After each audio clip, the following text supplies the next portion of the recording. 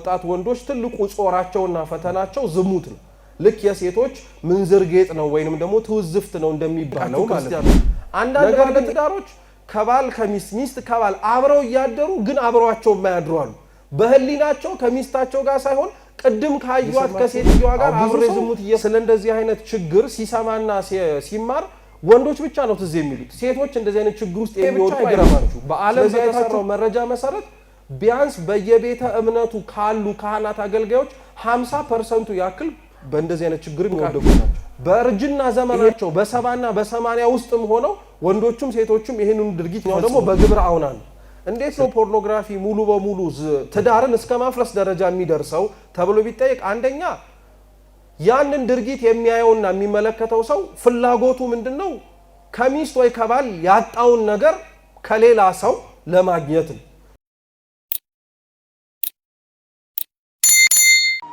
አሁን ባለንበት ጊዜ ላይ ግን አንድ ሰው ግብረ አውናንን የሚፈጽመው ወይንም ደግሞ ራሱን በራሱ ለማርካትና ከጋብቻ ውጪ ቅዱስ የሆነውን ለማህፀን ዘርን ምክንያት አድርጎ ሊሰጥ የሚችለውን የራሱን ዘር እንዲያፈስ ምክንያት የሚያደርገው ግን ሴቶችን ብቻ ማየቱ አይደለም። እየሰማችሁ ነው? እንደዚህ አይነት ርዕሰ ጉዳዮች በነገራችን ላይ ክርስቲያኖች መልመድ አለብን፣ መማርም ማወቅም አለብን። ለምን መሰላችሁ? ለዘመናዊው ዓለም ችግሮች ቤተክርስቲያን ዘመናዊ የሆነ መፍትሄ የላትም ተብሎ ስለሚታሰብ ብዙ በእንደዚህ አይነት ችግር ተጠቂ የሆኑ ወንድም እህቶቻችን ወጥተው መፍትሄውን የሚፈልጉት አንዳንዶቹ ከቤተክርስቲያን ውጪ ነው፣ በተለምዶ ወይንም ደግሞ በሕክምና ማለት ነው። መንፈሳዊ ችግር በነገራችን ላይ ሊታከም የሚችለው በስጋዊ ጥበብ አይደለም፣ በምናዊ ጥበብ ነው፣ በመንፈሳዊ ጥበብ ነው፣ ወደድንም ጠላን።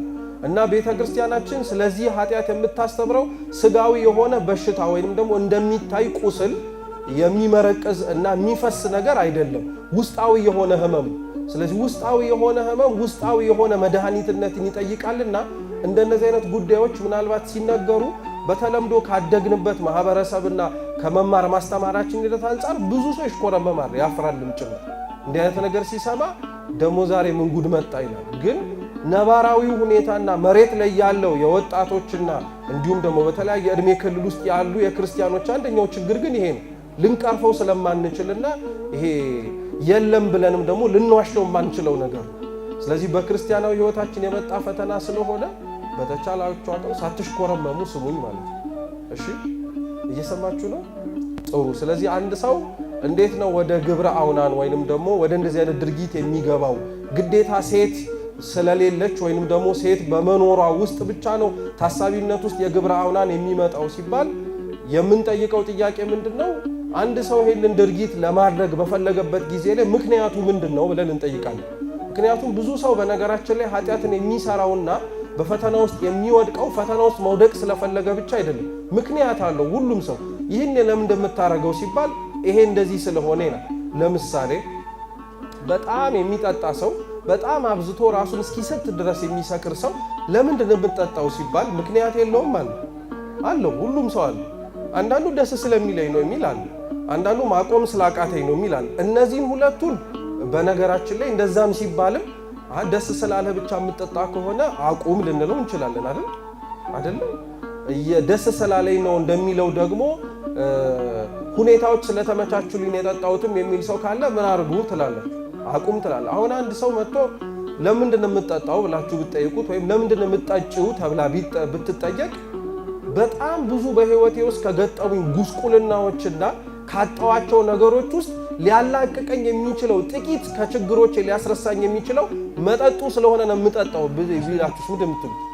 አንተስ ቢያንስ ጥሩ ምክንያት አለ፣ ዝም ብሎ ከሚጠጣው ትሻላለህ አይደለም የምንለው እንጂ። አያችሁት? ለምንሰራው ለሆነ ኃጢአትነቱ እንዳለው ሁሉ የምንሰጠው ምክንያት ግን ለኛ አሳማኝ መስሎ ከታየንና ለኛ አሳማኝ መስሎ ከተሰማን ኃጢአቱን ራሱ ልናጸድቅለት እንችላለን ማለት ነው አይደለ? ስለዚህ ክፉ ነገር ማድረጉ እንዳለ ሆኖ ግን ያ ክፉ ነገር እየሰራው ያለው መጥፎ ነገርን ሺህ ነገር ምክንያት ቢደረድር ከክፋትነቱ ሊለወጥ አይችልም። እንደዚሁ ሁሉ በስካሩ ለማስረዳት እንደሞከርነው ሁሉ በግብረ አውናንም ተመሳሳይ ነገር ነው። ለምሳሌ ለምንድነው እንደዚህ አይነት ነገር የምታደርገው ወይንም ደግሞ ለምንድነው ይሄንን ነገር የምትፈጽመው ተብሎ ሲጠየቅ አንዳንድ ሰው ምን ብሎ ለሚናገረው ብቻኛ ስለሆንኩኝ ነው ብሎ ነው የሚናገረው። በተለይ ይሄ ችግር በአሃዝ ደረጃ ወይንም ደግሞ በቁጥር ደረጃ ጥናት ያደረጉበት ሰዎች ሲናገሩ ምን ይላሉ መሰላችሁ?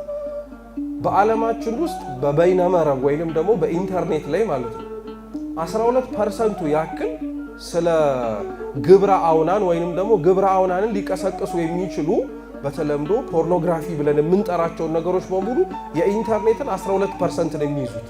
እየሰማችሁ ነው?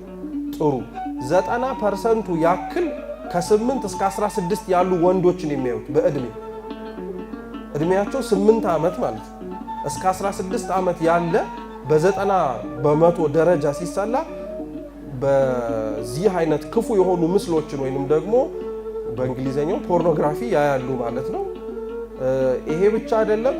እድሜያቸው ከ12 እስከ 17 ያሉ ደግሞ በአሃዝ ደረጃ በጣም ብዙ እንደነዚህ አይነት ምስሎችን የሚገዙት እነሱ ናቸው።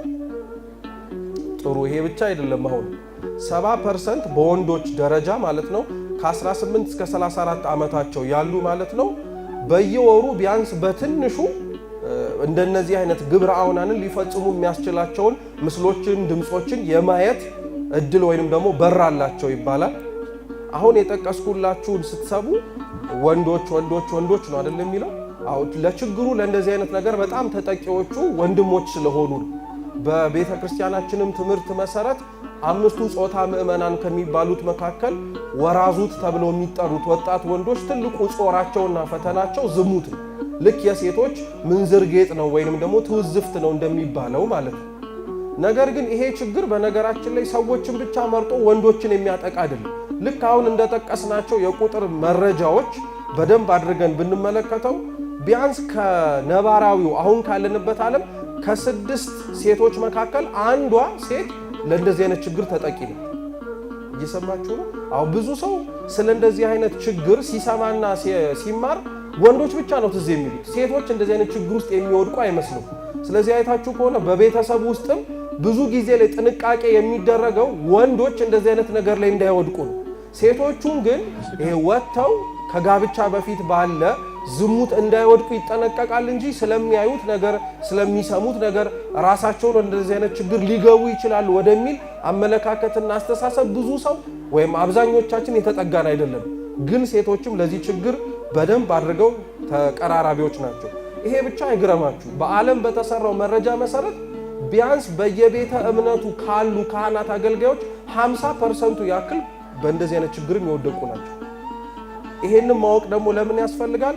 አንዳንድ ችግሮች እንደ ችግርነታቸው መፍትሄ መስጠት ሲያስፈልገን ድርጊቶቹ ልክ እንዳልሆኑ እያወቅን ነገር ግን ማድበስበሻና ማለስለሻ ምክንያቶችን እናስቀምጥለታለን። እየሰማችሁ ነው?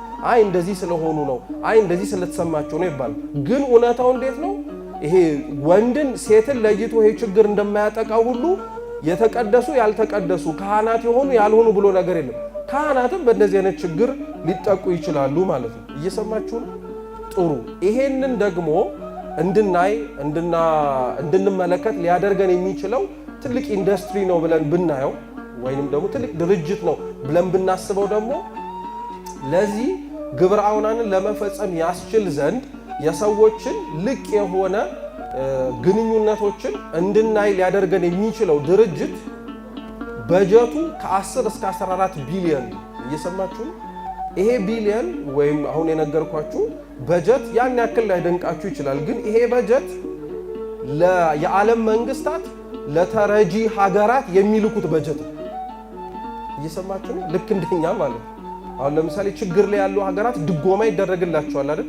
በአመት ላይ ሊሰጥ የሚችለው የድጎማ መጠን ይሄንን ያክል ብዙ ገንዘብ ግን ይሄንን ኃጢአት ሊያሰሩ የሚችሉ ድርጅቶች ብዙ ገንዘብ ይንቀሳቀስበታል። ለዚህም ነው በነገራችን ላይ ችግሩ እንደ ችግር እየታወቀ ለምንድነው እንደነዚህ አይነት ዌብሳይቶች ወይም ደግሞ ለምንድነው እንደነዚህ አይነት ነገሮች የማይዘጉት ብሎ ሲጠየቅ የማይዘጉት ምን ስለሚያንቀሳቅሱ ገንዘብ ስለሚያንቀሳቅሱ። ስለዚህ ችግሮቹን እንደዚህ አድርገን ማወቅ ያለብን ወደ ላይ ወጥተን ማዘጋት ባንችል እታች የምንንቀሳቀሰው ሰዎች ግን ራሳችንን እንዴት አድርገን ለችግሩ መፍትሄ መስጠት እንችላለን የሚሉትን እንድታውቁ ነው። በመጨረሻም ደግሞ ቅድም ከ6 ስንት ሴት ነው እንደዚህ አይነት ምስል ያያል ያልኳችሁ? አንድ። በአሃዝ ደረጃ ደግሞ ከ3 ሰዎች መካከል አንድ ሰው በየቀኑ እንደዚህ አይነት ነገር ይፈልጋል። ኢንተርኔት ውስጥ ገብቶ ለማየት ማለት ነው። ከ3 ሰው ስንት ሰው ማለት ነው? አንድ ሰው። ይሄም አይደለም ባለፉት 15 ዓመታት ማለት ነው ለብዙ ጋብቻዎች መፍረስ ተጠያቂው ይሄ ኃጢአት ነው።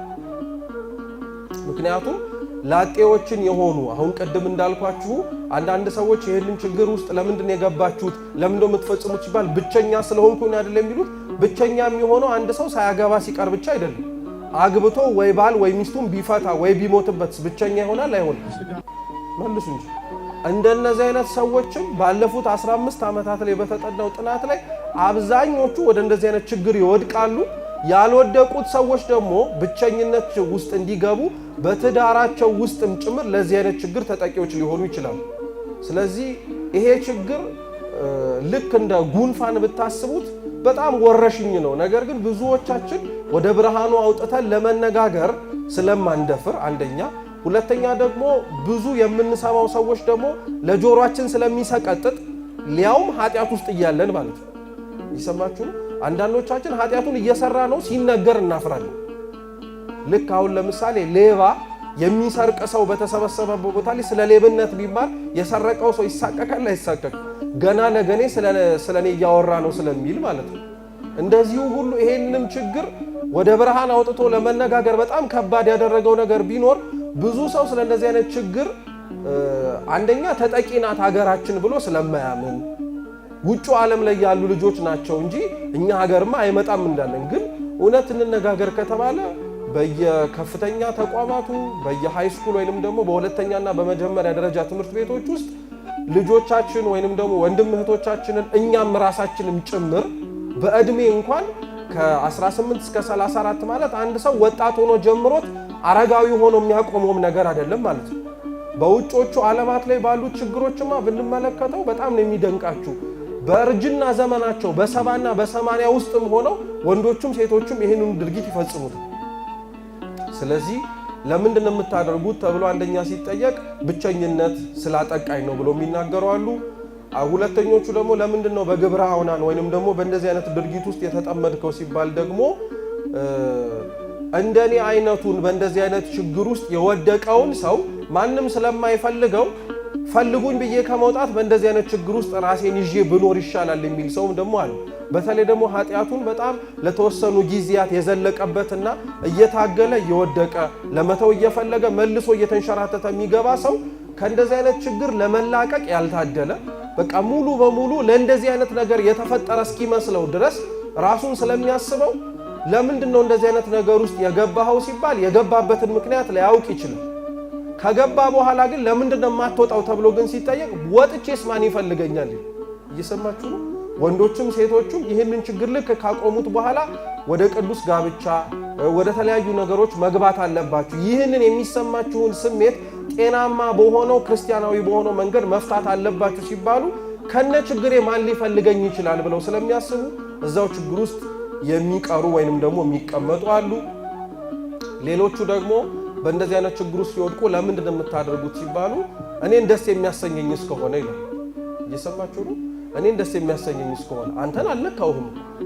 አንተን መጥቼ የነካሁት ነገር የለም። እኔ ራሴን በራሴ ሰውነት ላይ ነው እያረኩኝ ያለሁት። ስለዚህ ደስ ካሰኘኝ ለምንድን ነው ደስታዬን የምትገድበው ብለው ይናገራሉ። በነገራችን ላይ ደስታ የቃላቶቻችን አጠቃቀም ካልሆነ በቀር ደስታ የመንፈስ ቅዱስ ስጦታ ወይንም ደግሞ የመንፈስ ፍሬ ነው። ቅዱስ ጳውሎስ የገላትያ መልእክቱ ምዕራፍ 5 ቁጥር 22 ላይ ስለ መንፈስ ፍሬዎች ሲዘረዝር መንፈስ የሚለው እግዚአብሔርን ነው፣ ፍሬ የሚለው ሰጪውን የአምላክን ጸጋዎችን እና የእግዚአብሔር ጸጋዎች በሰዎች ዘንድ የሚሰጡት ብሎ አንዱ የሚጠቅሰው ደስታ ነው። ምን አልኳችሁ? እንዴት ነው አንድ ሰው በእግዚአብሔር መንፈስ ቅዱስ በመኖሩ በቤተ ክርስቲያን በሕግጋተ ሥርዓት በመኖሩ ምክንያት ሊያገኘው የሚችለውን ደስታ ሰው ኃጢአት እያገኘ እንዴት ሊያገኘው ይችላል? ቃላቶቹን ተመሳሳይ ስላደረግነው ነው እንጂ በክርስቲያናዊ ሕይወት ውስጥ ያለው ደስታና ኃጢአት በመስራት ውስጥ ያለው ደስታ በፍጹም ይለያያል። አንዳንዶቻችን በእንደዚህ አይነት ችግር ውስጥና ድካም ውስጥ ያለን ሰዎች ሊሰማን የሚችለው ስሜት ደስታ ስለሚሰማን ነው የምናደርገው ካልን እንዴትስ እንደዚህ አይነቱን ሰው ልናክመው እንችላለን? ደስታውን ልነጥቀው አንችልም አይደል?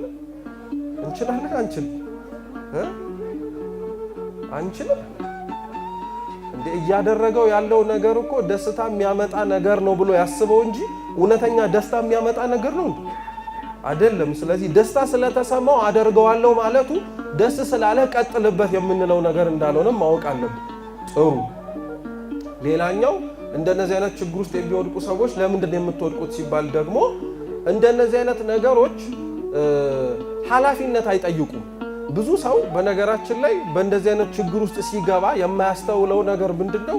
ይሄንን ችግር በጣም በተደጋጋሚ የገቡና የሚፈጽሙ በዚህ ኃጢአት ውስጥ የወደቀን ሰዎች ማለት ነው ልብ የማንለው ነገር ድርጊታችን ከደስታም ባለፈ ኃላፊነት ለመቀበልም እንደማንፈልግም ጭምር አመላካች ነው። ምክንያቱም ያ አውናን በጭኗ ያፈሰሰው ዘር በማህፀኗ ውስጥ ቢያርፍ ኖሮ እንደ እግዚአብሔር ፈቃድ ምን የመሆን እድል ነበር?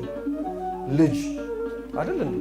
ስለዚህ ሰው ያንን ድርጊት የሚፈጽመው ማህፀን ውስጥ ማረፍ እየተጠበቀበት ነገር ግን እንዳያርፍ የሚከለክለው ዘርን ለምን የምትከለክለው ሲባል ደስታ ስለሚፈጥርለት ብቻ ሳይሆን ያንን ነገር ቢያደርገው ሊመጣ የሚችለውንም ኃላፊነት ምን ማድረግ ስለማይችል መሸከም ስለማይፈልግና ስለማያዋጣው ይቅርብኝ በሰላም ሀገር። ምክንያቱም በዛ ወንድና ሴት በተራክቦ ሊያገኙት የሚችለውን የደስታን ስሜት እኔ ላገኘው ይችላል ብሎ ስለሚያስቡ ብቻዬን አገኘዋለሁ ስለሚል በነገራችን ላይ እንደነዚህ አይነትና መሰል ችግሮች የሚመጡት መረዳት ማወቅ ያለብን ነገር ቢኖር ጤናማ የሆነ ቤተክርስቲያን ውስጥ ያለ የጾታዊ ግንኙነት ወይም የሩካቤ ስጋን ትምህርት በጥንቃቄ ካለማወቅ የተነሳ ነው። ወይም ደግሞ ኦርቶዶክስ ሴክሹዋሊቲን ካለማወቅ የተነሳ ነው።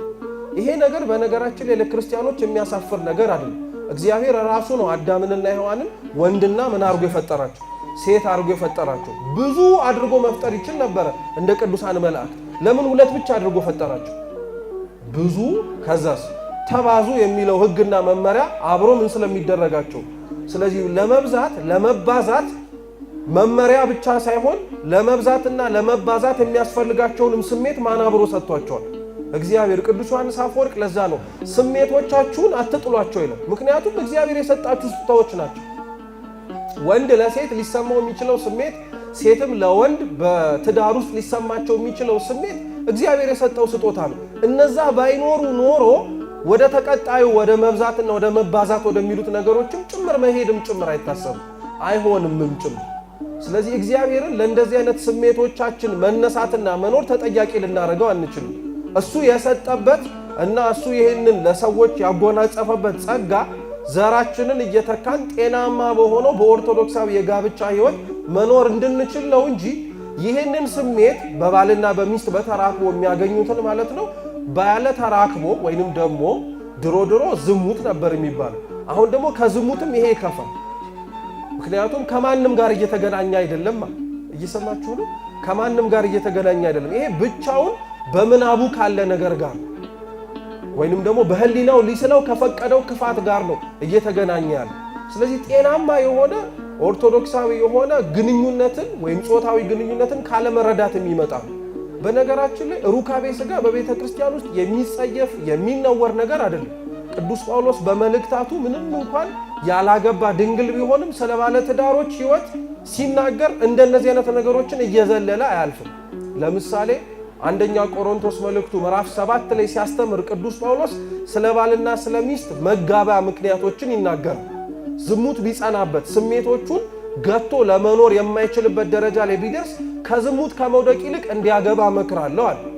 እንዲያገባ የመከረው ቅዱስ ጳውሎስ ራሱ ደግሞ ለጸሎት ካልሆነ በቀር መኝታቸውንም ምን እንዳያደርጉ ያደርጋል? እንዳይለዩ ያደርጋል። በእንደዚህ አይነት ነገር ውስጥ የሚያዛቸው ለምንድን ነው?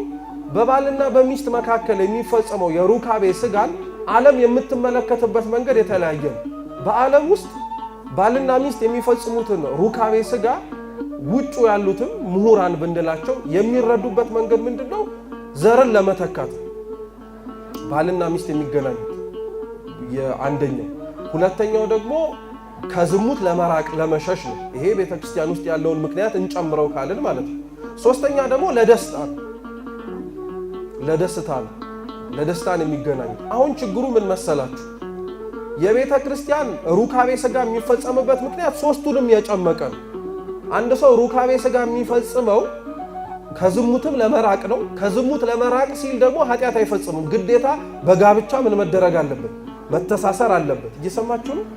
ከዝሙት ለመራቅ ጋብቻ ይፈጽማል። በፈጸመው ጋብቻ ውስጥ ዘር ለመተካት ሲል ሩካቤ ሥጋ ይፈጽማል።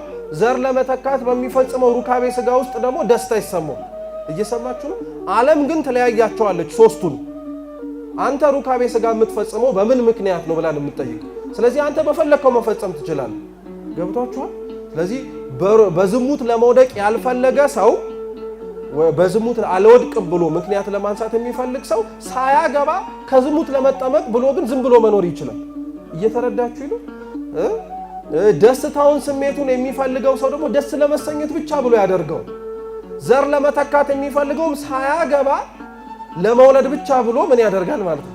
ይገናኛል ማለት ነው። አያችሁት ክፋቱን? ቤተክርስቲያን ግን ሶስቱንም ለተናጥል ሲሆን ሶስቱንም ምን አድርጋን የምትረዳው? አንድ ምክንያት ሰብስባን የምትረዳው። ይሄን በደንብ ጠንቅቀን ማወቅ አለብን። ሌላው ቤተክርስቲያን ውስጥ ያሉ ወንድም እህቶቻችን ጭምር ማለት ነው በውጭም ያሉት ለምንድን ነው እንደዚህ አይነት ነገር ውስጥ የምትወድቁት ተብሎ ሲጠየቅ ደግሞ ምንድነው በጋብቻ ውስጥ ያሉ ሰዎች ለዚህ ችግር ተጠቂዎች ናቸውና እነሱም ደግሞ ምንድነው የሚሉት እንደምፈልጋት ወይም እንደምፈልገው ነግሬው እንደምትከለክለኝ እንደሚከለክለኝ ካወቅኩኝ ለምን መጀመሪያውኑ አፌን አበላሻለሁ? እሱ ጋር ሆኜ አብሬ ላገኘው የምችለውን ደስታ ሳለምነው ማግኘት አልችልም ወይ የሚሉ አሉ። እየሰማችሁ ነው? አው በጋብቻ ውስጥ ቅድምም ብያቸዋለሁ። በ15 ዓመታት ውስጥ በተጠኑ ጥናቶች አብዛኛው ሰው እየተፋታ ያለው በዝሙት ምስሎችን አንደኛ በማየት ወይም በፖርኖግራፊ፣ ሁለተኛው ደግሞ በግብረ አውናን። እንዴት ነው ፖርኖግራፊ ሙሉ በሙሉ ትዳርን እስከ ማፍረስ ደረጃ የሚደርሰው ተብሎ ቢጠየቅ አንደኛ ያንን ድርጊት የሚያየውና የሚመለከተው ሰው ፍላጎቱ ምንድነው? ከሚስት ወይ ከባል ያጣውን ነገር ከሌላ ሰው ለማግኘት። ለምሳሌ በሚስት ተክለሰውነት በባል ተክለሰውነት ላይ ያጣውን ነገር አለው ብሎ በሚያስበው ሰው ውስጥ በመናቡ ውስጥ በመሳልና ደስታ ስሜት ውስጥ በመግባት ሊያደርገው ይችላል። ለዛ ነው በጣም ነው የሚደንቃችሁ ክርስቲያኖች፣ አንዳንድ ባለ ትዳሮች ከባል ከሚስት ሚስት ከባል አብረው እያደሩ ግን አብረዋቸው የማያድሩ አሉ። በህሊናቸው ከሚስታቸው ጋር ሳይሆን ቅድም ካዩት ከሴትየዋ ጋር አብሬ ዝሙት እየፈጸምኩኝ ነው፣ አብሬ ከሷ ጋር ነው እያደርኩኝ እያለ የህሊና ቁስልና ጠባሳ ኃጢአት ያለባቸው ማለት ነው። እንዲህ ከመሆን እግዚአብሔር ይሰውረን። በጣም አደገኛ የሆኑ ነገሮች ናቸው በነገራችን ላይ። ስለዚህ በዚህ ምክንያት ሰው ትዳሩን ሊያፈርስበት ይችላል፣ እነዚህን ምስሎች ማየቱ ማለት ነው። ሁለተኛው እነዚህን ምስሎች ማየቱ ደግሞ ክፋቱ ምንድነው ስትባሉ በሚስቱ ወዶ ፈቅዶ ባገባት ደስታ ይሰማው። ምክንያቱም የተሻለ ሰው እንዳለ ማመን ብቻ አይደለም ፈቅዶ ወዶ ሄዷልም ጭምር። ስለዚህ ሚስቱን ሲያያት ሊያያት የሚፈልገው ስለ ቤቷ ስለ ሰውነቷ ወይም ሚስት ባሏን ስታየው ስለ ቤቱ ስለ ሰውነቱ የከፈለውን ዋጋ እያዩ ከመደነቅና በፍጹም ቸርነት ውስጥ ተመልክተው ይህ ሁሉ የሆነው ለኔ ነው ከማለት ይልቅ ይሄ ሁሉ ምን ያደርጋል ንጹህ የሆነ ሰውነት ነው እንጂ የሚያስፈልገው ወደሚል የመሸሽ የመጥላት አይነት ስሜት ውስጥ እንዲገቡ ምክንያት ይሆናቸዋል። ባለትዳሮች ምስሎቹን በማየት በእንደዚህ አይነት ችግር ውስጥ ይወድቃሉ። ግብረ አውናኑን በመፈጸምስ እንዴት ሊወድቁ ይችላሉ ከተባለ ደግሞ ግብረ አውናኑን በመፈጸም እነዚህ ባለትዳሮች የሚወድቁት ወደዚህ ኃጢአት ውስጥ የሚገቡትና ትዳራቸው እስኪፈርስ ድረስ የሚደርሱት ደግሞ ለምንድን ነው? ቅድም እንዳልኳችሁ በባልና በሚስት ተራክቦ ውስጥ የሚያገኙትን የደስታ ስሜት ጠይቆ እምቢ ከመባል እምቢ ላይባልበት የሚችልበት መንገድ ይሄ እንደሆነ ሲመርጡ ባል ሚስትን ሚስት ባልን ለማስደሰት ያን ያክል ዋጋ ይከፍሉ። ምክንያቱም ያንን ደስታ ሊያገኙበት የሚችሉበት ሌላ አቋራጭና አማራጭ መንገድ እንዳሉ ስለሚያውቁ ማለት ነው። ይሄ አሁን ለኛ ላለነው ነባራዊ የኢትዮጵያ ማህበረሰብ ምናልባት ያን ያክል ላይመለከትን ይችላል። ይሄ ችግር የፈረንጆቹ ነው ልትሉ ትችላላችሁ። ግን እንደ አንድ ሰው እዚህ ቁጭ ብላችሁ ስትመለከቱት ግን መርጠን ምኑን ማስገባት ምኑን አለማስገባት ለከበደን ሰዎች እንደነዚህ አይነት ችግሮች ነገ በትዳሮቻችንም ጭምር ላለመግባታቸው ምን ዋስትና አለ?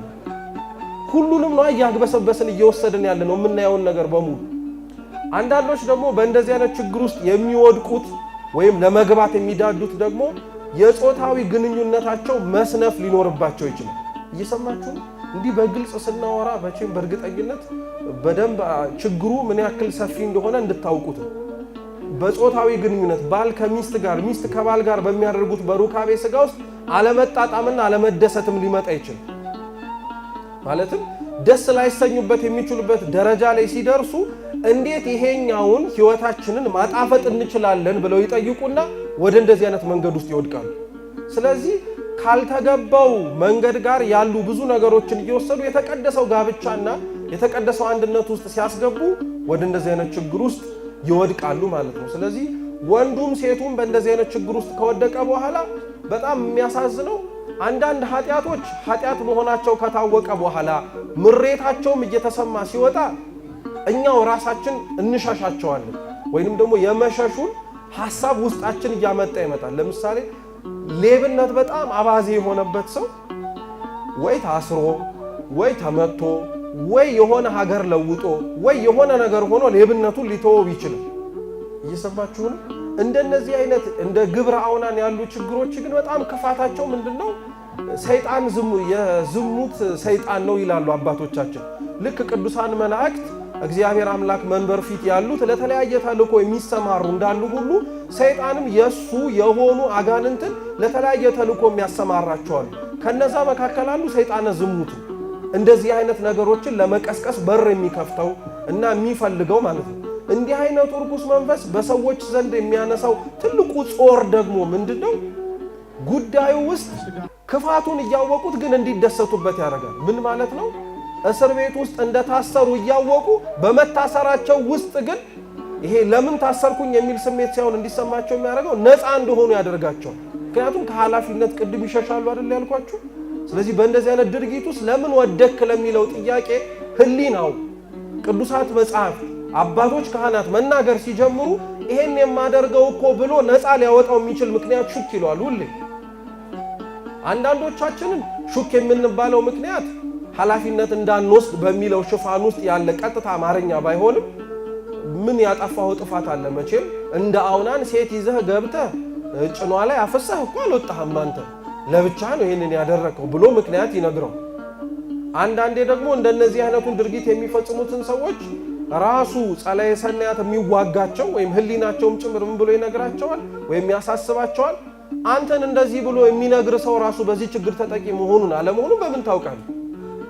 እሱ ራሱ እኮ በሽተኛ ሊሆን ይችላል። አንተን ነፃ ካልሆንክ ከሆንክ እያለ ያስጨንቃል እያለ ያሳስበዋልና ኦርቶዶክሳዊ የሆነ የጾታዊ ግንኙነቶቻችን ላይ ብዙ መማር እየተጠበቀብን ካልተማርናቸው ነገሮች አንፃር አሁን ላይ በጣም እየተሰማ ወይንም ደግሞ እየዋለ እያደረ እየበዛ የመጣብን ችግር የግብረ አውናን ችግር ነው።